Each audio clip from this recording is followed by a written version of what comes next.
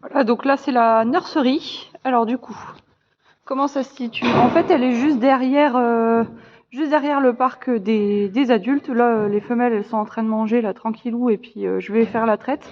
Et ce matin, je vous ai fait voir l'évolution des petits en une nuit.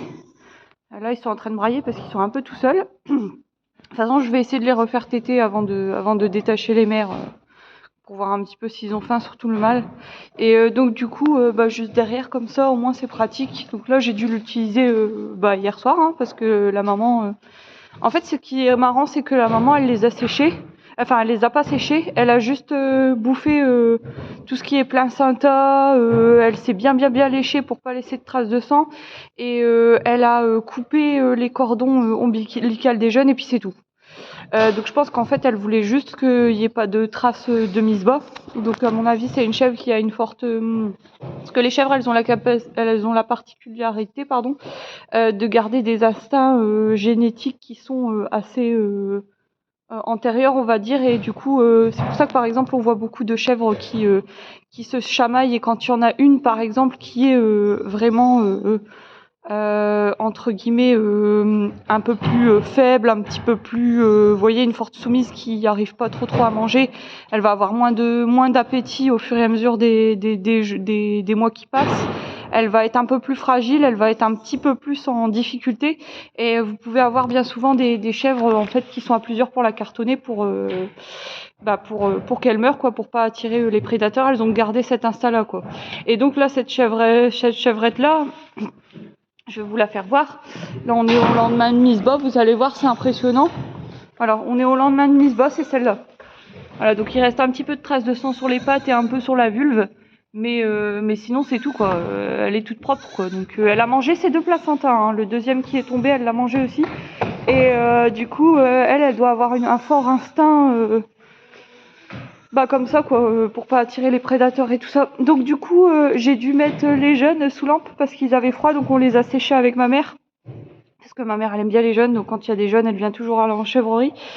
Et du coup, pour lui faire plaisir, on les a séchés ensemble, on les a mis sous la mamelle ensemble, et puis juste après, on les a foutus là-dessus. Et du coup, ils ont séché pendant 1 heure et demie, et puis on leur a de nouveau donné la tétée parce que ça commençait à rebrailler, quoi. Donc du coup on a redonné la tétée, et puis ensuite je les ai refoutus là-dedans parce que j'ai tenté un petit peu de les laisser voir un petit peu le comportement de la mère, et en fait elle leur mord les oreilles et tout ça. Donc du coup quand c'est ça, j'insiste pas. Ils sont trop petits, ils sont trop faibles, donc du coup je les ai mis sous la lampe jusqu'à 10h30, dernière tétée, et puis là ce matin première tétée à 7h. Et du coup, là, je vais pouvoir éteindre là, parce que ils sont secs. Là, je vais aller vous les faire voir. Mais vous voyez, c'est une installation qu'on a faite avec des planches qu'on a achetées là. Donc c'est du bardage, hein.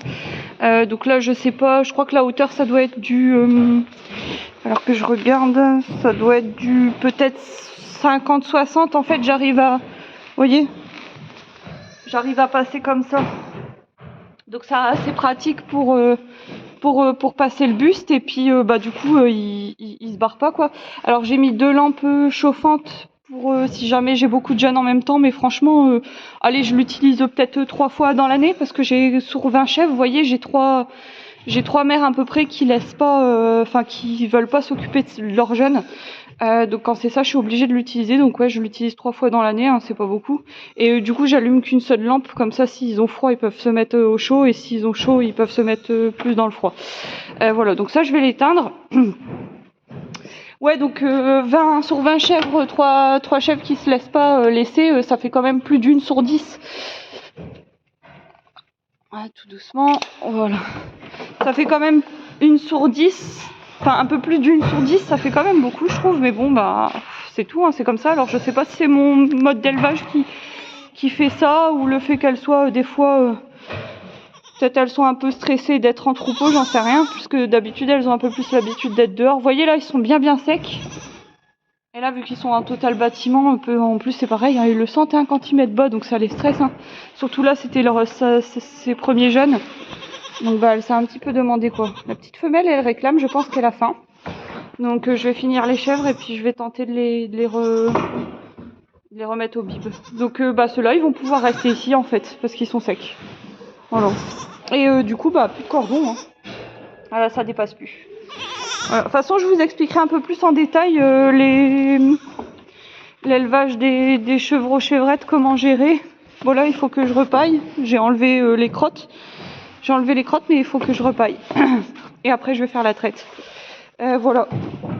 Ouais, donc du coup, je vous expliquerai un petit peu plus en détail les jeunes, l'élevage des jeunes. Et puis, bah, si j'ai l'occasion, je pense que j'essaierai, c'est de vous expliquer les étapes de la mise bas pendant qu'il y a mise bas. Si j'y arrive pas, je pense que je prendrai, parce qu'au fur et à mesure des années, j'ai filmé plusieurs mises bas. Je prendrai des morceaux de mise bas en vous expliquant. Je pense qu'on va faire ça, voilà. Donc là, les nénettes, vous voyez, c'est assez calme. Et du coup, bah, aujourd'hui, RAS. Hein. Ah, vous voyez, elle répond quand même, mais bizarrement, quand elle les voit, elle les chenouffe un tout petit peu, et puis s'il s'approche un peu trop, elle les mord. Voilà, bon, affaire à suivre.